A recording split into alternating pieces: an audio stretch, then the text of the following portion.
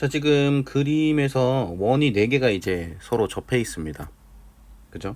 자, 그리고 C1하고 C2의 접점을 A라고 한다고 했죠.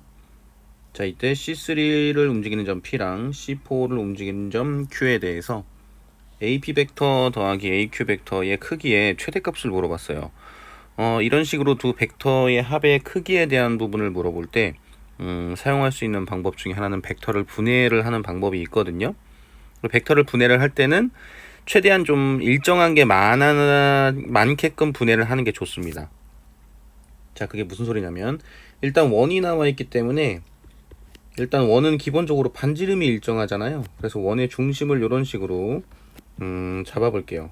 그래서 O1, O2, O3, O4 이렇게까지. 그래서 AP 벡터 더하기 AQ 벡터라고 되어 있는데 요거를 일단 P 벡터, P점 같은 경우에는 C3 위에 있으니까 요거는 O3P 벡터 빼기 O3A 벡터로 분해를 한번 해봅시다. 그리고 Q 같은 경우에는 C4 위에 있잖아요. 그러면 얘 같은 경우에는 O4 Q 벡터 빼기 O4 A 벡터 이렇게 이제 한번 분해를 해볼게요. 그러면 요 O3P 벡터랑 O4 Q 벡터 같은 경우에는 원 위를 돌고 있으니까 요건 나중에 방향 설정하는데 원 위를 돌고 있기 때문에 최종적인 벡터의 방향과 같은 벡터로 설정을 하면 되거든요. 자, 요거는 조금 이따 다시 한번 얘기를 하도록 하고요.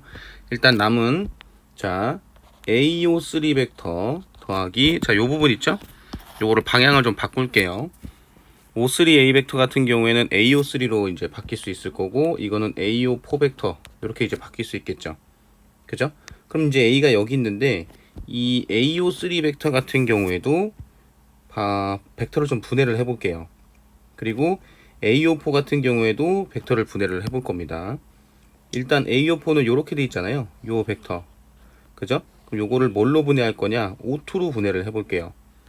그러면 AO4 같은 경우에는 그 O2로 분해를 하게 되면 O2, O4 벡터 마이너스 O2A 벡터 이렇게 분해를 할 수 있겠죠. 자, 그리고 AO3 벡터 같은 경우는 자 요렇게 돼 있는데 요거는 O1을 가지고 분해를 해 볼게요. 그래서 AO3 벡터 같은 경우에는 자 더하기 O1, O3 벡터 마이너스 O1A 벡터 요렇게. 자, 그러면 여기 마이너스 붙은 거는 AO2 벡터로 바꿀 수 있고요. AO1 벡터로 바꿀 수 있죠. 그리고 O2, O4 벡터 더하기 O1, O3 벡터 이렇게 이제 볼 수가 있거든요. 자, 그럼 여기서 자 봤을 때 자 누구를 볼 거냐면 지금 AO2 벡터 같은 경우에는 요 AO2 벡터 같은 경우에는 요 방향이죠. 그리고 A51 같은 경우에는 요 방향이죠. 둘이 반대 방향입니다. 그래서 둘이 더하게 되면 얘가 없어져요. 그럼 남는 거는 누구만 남냐면 O2, O4랑 O1, O3만 남죠. O2, O4 같은 경우에는 요 벡터가 되는 거고 O1, O3 같은 경우에는 요런 벡터가 되는 건데 지금 원이 4개가 접해 있기 때문에 요 두 개는 서로 이제 어떤 상태인가요? 평행하는 상태죠. 그러니까 이건 크기만 더하면 되거든요. 그러면 O2, O4가 지금 반지름의 길이가 1인 원이었으니까 크기는 각각 2가 돼서 2 더하기 2가 됩니다. 즉 4가 된다는 얘기예요. 그죠?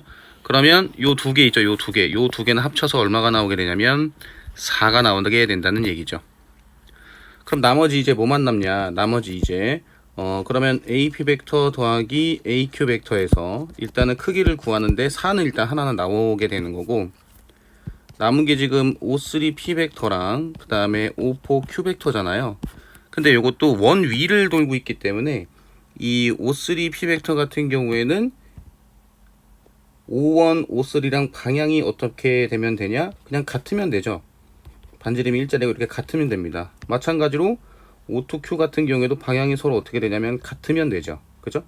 그러면 여기 각각 둘이 지금 얼마냐면 둘이 각각 크기가 1씩이니까 결론적으로 크기는 요거 2를 더하게 돼서 6이 나오게 돼요.